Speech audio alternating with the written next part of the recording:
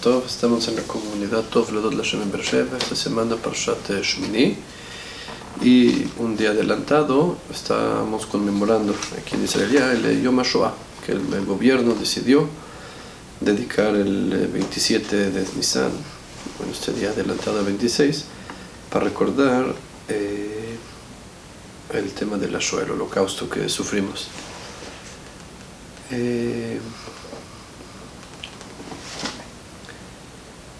Entonces, a mí en lo personal me siento incómodo, no sé, en Yom HaShoah, no es obvio que tenemos que recordar, a mí como que no me gusta Yom HaShoah, muy triste, todo el tiempo todo el mundo está deprimido y nada más un estudio cada vez una historia más fea que la otra. Sí, hace unos años cuando era breje joven me tocó, encontré un trabajo de querían editar un libro con cuentos alrededor del Mahzor de Rosh Hashanah, con cuentos de la Shoah. Entonces tenía que dedicar más o menos 1 o 2 horas diarias a leer cuentos de la Shoah.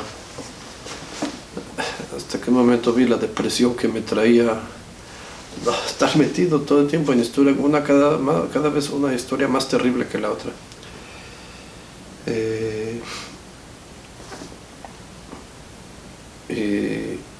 Entonces luego me sentía incómodo de ponerme de buen humor, me sentía mal. ¿Cómo puedo estar de buen humor? Mira lo que ocurrió hace, entonces serán 70 años. Entonces,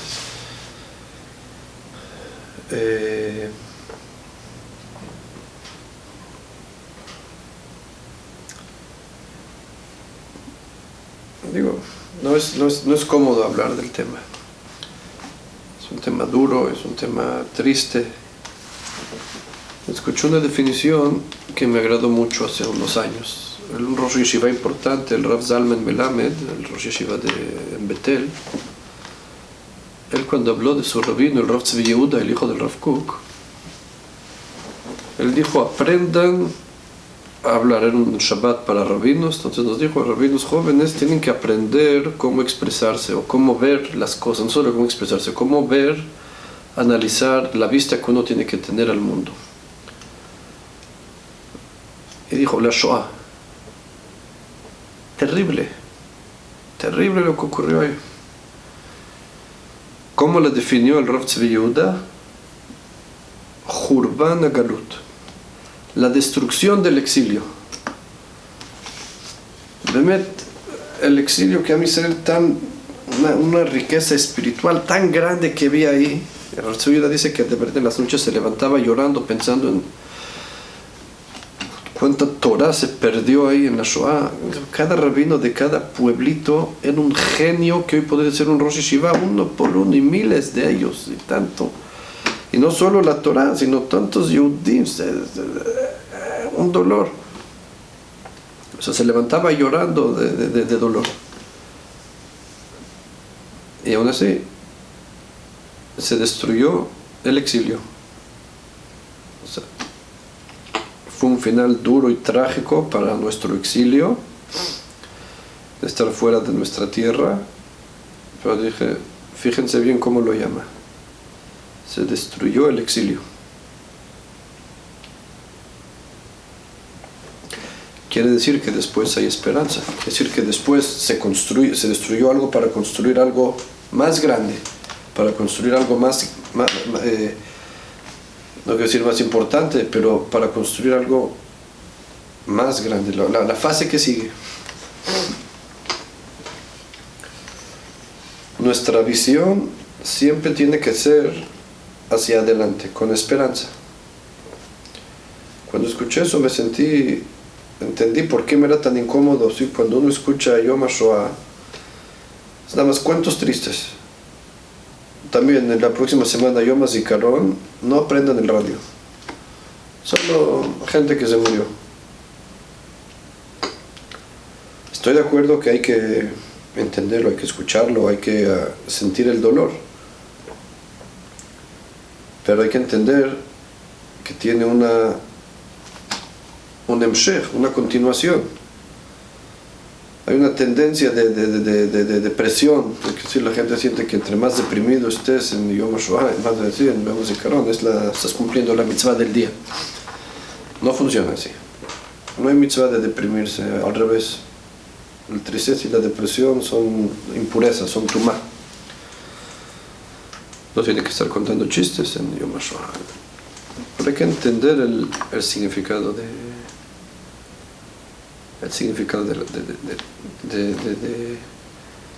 de estas cosas.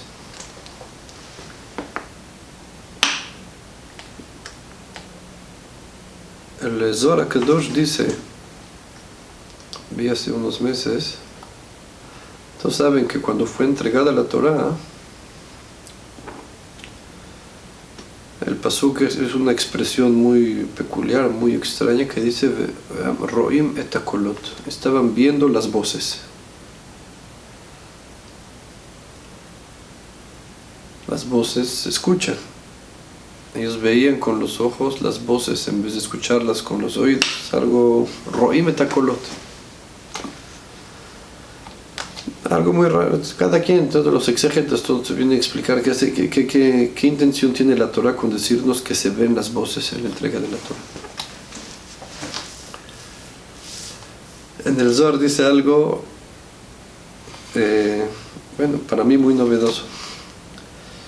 El Zohar HaKadosh, que nosotros sabemos que en los Psukim dicen que alrededor de Har Sinai, del monte Sinai, cuando fue dada la Torah, había Hoshech, Anan Va'arafel, la oscuridad, la nube y la neblina que estaban rodeando el monte, y de ahí fue dada la Torah. Por eso hay quienes dicen, hacemos 3 pasos para hacer la amidad, 3 pasos hacia adelante, que damos 3 pasos y empezamos Hashem Sfatay Tiftach. Sí, son 3 por 3 fases, capas que tuvo que cruzar Moshe Rabbeinu para entrar a recibir la Torah. Hoshech, Anan Va'arafel. Son 3, como Moshe Rabbeinu, que entró 3 para dirigirse directo a Kadosh Baruj Hu. Entonces dice el Zohar que había alrededor de Sinai Hoshech, Anan Va'arafel, y cuando fue dado los 10 mandamientos, en la nube, en la neblina que rodeaba en Har Sinai, las palabras de los 10 mandamientos, las letras, se veían en la neblina. Así dice el Zohar. Si es algo que hay que entenderlo de manera literal o si es un ejemplo, eso ya no sé. El Zohar que... Pues no, se veían las voces, porque la voz se trazaba en la neblina, se dibujaba, se escribía, se iba escribiendo en la neblina las palabras de los 10 mandamientos que salían. Así dice el Zohar HaKadosh. Entonces podemos decir que es otro milagro, otro wow. Pero ¿qué quiere enseñar aquí Hashem? ¿Qué quiere enseñar aquí el Zohar? Oscuridad y neblina es que no ves bien. Suena tenebroso, mejor así, oscuridad y neblina. Y Dafka de ahí salieron los 10 mandamientos y podían ver los 10 mandamientos.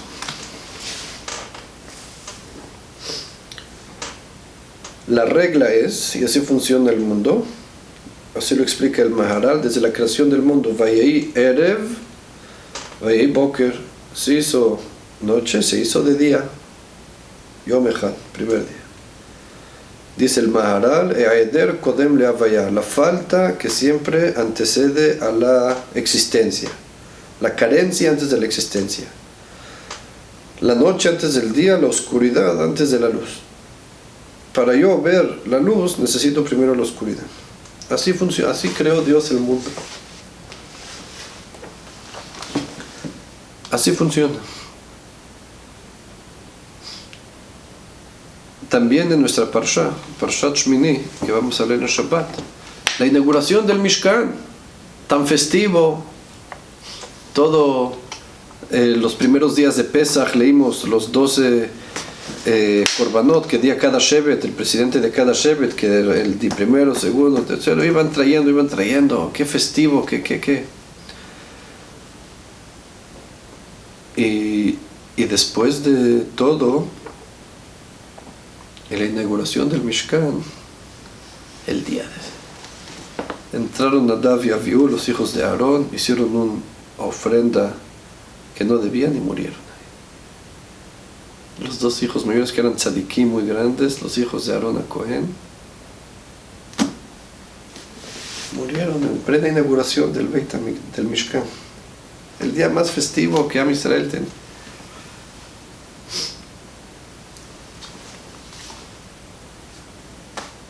Moshe le dijo a Aarón, y había escuchado a Aarón, que Hashem dijo, Bikrovai Kadesh, me santificaré, ensalzaré mi nombre con los que son cercanos. Dijo Moshe a Aarón, pensé que éramos tú y yo, pensé que tú y yo íbamos a morir. Pensaba que iba a pasar algo así. Ahora veo que tus hijos son más grandes que nosotros. Aparte de ser un consuelo para Aarón, hay aquí una base que tenemos que entender, eso nos va a explicar todo. El Mishkan es la conexión de Am Israel con Hashem, de que la Shekhinah, la presencia divina, repose aquí. De que Hashem está aquí con nosotros, la conexión con Hashem.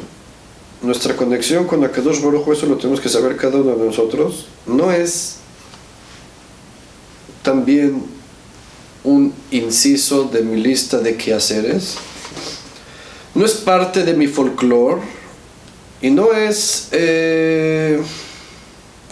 otra meta importante dentro de las metas como casarse, hacer dinero, trabajar, cuidar la salud y cosas importantes y estar cerca de Hashem.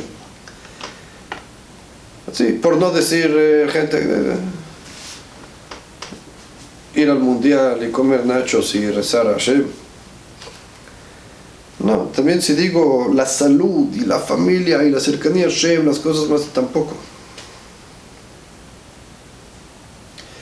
La cercanía a Hashem es la vida misma. Ni siquiera entra en una lista de... Sí, si tú vas a escribir una lista de cosas, el papel donde escribes es la cercanía con Hashem. Más allá que todo. Y tiene que haber este acto en el que dos hijos de Aarón fallecen en el Kodesh HaKodashim para enseñarnos de que no es un juego, es la vida misma.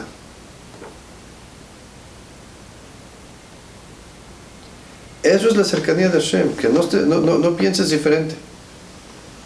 También cuando nos hablan de la Shoah, no es algo ajeno, algo anexo que pasó, que tenían un mundo interno muy poderoso. Y mira lo que pasó. Lástima que no llegaron ellos con nosotros a Medinat Israel, que se creó el Estado, y lástima. Es para explicarnos que nuestra existencia como Yehudim en el mundo, nuestra existencia como israelíes, como ciudadanos de Medinat Israel, nuestra existencia como estar aquí, nuestra vida día al día, es con Él.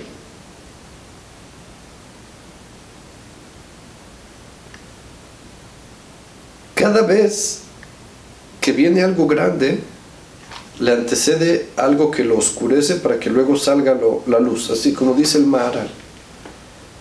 Pensé decir, o pienso decir, que es exactamente para esto. Para entender, ¿sí?, la falta de vida, para que luego de repente en Medinat Israel, con toda la vida y con toda la brajá que Bemet estamos aquí viviendo, que estamos aquí sintiendo, es para explicarnos que no es para que lo valoremos y sintamos, entendamos en dónde estamos.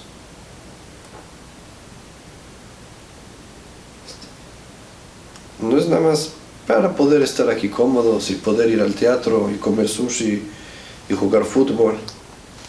Coman sushi y jueguen fútbol. Pero no. Y también tenemos el folclore de la vida misma depende de todo. Toda nuestra vida depende de la cercanía con Hashem. Y Hashem nos enseña que cada vez que su Tochnit divino, su plan divino de la historia, Cada vez que viene algo grande nos enseña primero cómo se opaca la luz y luego sale la luz para que entendamos que todo ese destino que le depara a Israel depende, es nuestra vida, no es nada más pasárnoslas bien en lo que nos unimos, es nuestra vida misma. Es la vida misma de nuestra existencia aquí. Creo que hemos platicado lo que es el Tana de Eliyahu Naví platica, es un libro de enseñanzas de Eliyahu Naví. Es seguro leerlo antes de dormir o en Motzei Shabbat se lee el libro de Eliyahu Naví.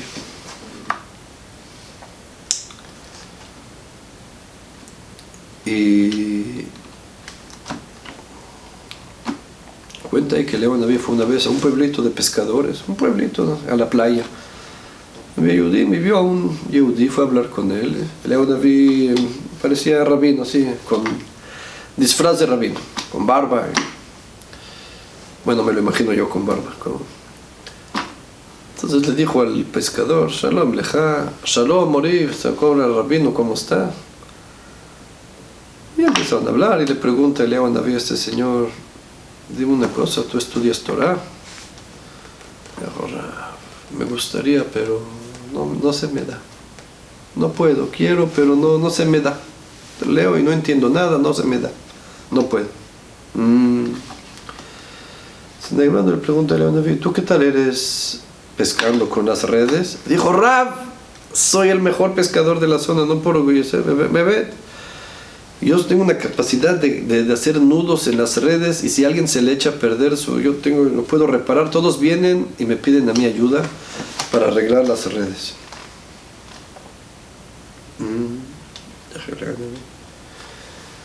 ¿Sabes por qué eres tan bueno en tu oficio? ¿No? Porque tu vida depende de él. Sabes que si no pescas, que no haces, no vas a tener que comer.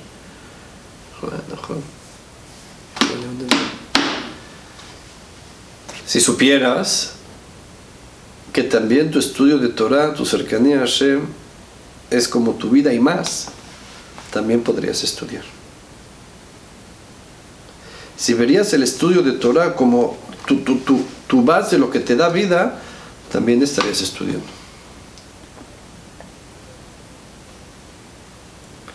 Todo es como lo vemos. La Shoah y la muerte de Nadav y Avihu vienen a enseñarnos que lo que Hashem nos depara es nuestra vida misma, y es lo que viene. Y lo digo también porque estamos en tiempos no simples. Por un lado, lo que llevamos, la guerra que llevamos 1 año y medio dentro de ella. Por otro lado, me duele más, la verdad, me da más preocupación la situación social aquí en Israel, que a veces me causa depresión. Cómo la gente habla y lo que la gente piensa y a dónde están dispuestos a llegar. A veces me causa depresión de que qué va a pasar. Por luego me acuerdo de que todo está en manos de... que Hashem sabe lo que hace. Y tenemos que saber, así tenemos que ver Yom HaShoah, y así tenemos que ver todas las cosas malas que acá pasa. Así como dice el Meir Shiloh, aquí lo trajimos, nos dimos el pasuk en Teilim que decimos en la Tfilah: Amechase Shamaim Be'avim, Amechin La'aretz Matar. Cuando cubre el cielo, el firmamento, con nubes, Avim son nubes espesas que oscurece, nubes grises que ocultan la luz. Amechin La'aretz Matar, es porque está preparando lluvia para la tierra. Cada vez que tú veas algo oscuro, que tú veas algo malo, que sepas Hashem está preparando la siguiente lluvia que va a hacer crecer algo todavía más. Viendo una oscuridad, que sepas que está preparando una luz mucho más grande. Bezrat Hashem. Shabbat Shalom.